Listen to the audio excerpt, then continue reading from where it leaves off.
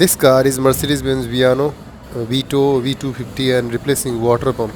So for removing water pump, just remove the air filter and then you get the access after removing the heat sink. For removing water pump in no need to remove a turbocharger and any exhaust bolt.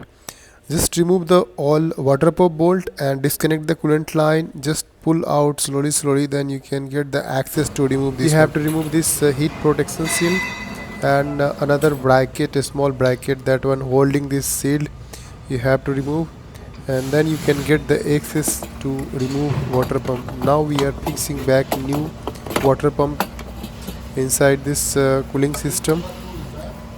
So just slowly if you will push inside, then it will go easy. So just protect the water pump and remove the this protect from this lines coolant line, and then push slowly inside, and little bit use lubricant on the seal, so easy to fix.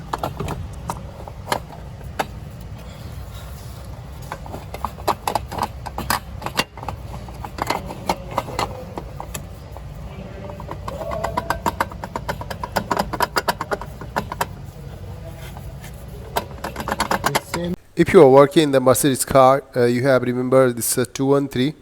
213 also have the same location of the water pump, but in also 213 no need to remove the exhaust manifold and turbocharger. Just you have to disconnect the coolant line and remove the bolt 3 which one connected to this water pump, and slowly just remove this water pump and fix slowly. But first time when you are looking this water pump, it's very difficult to understand without removing the exhaust manifold and turbocharger how you will remove.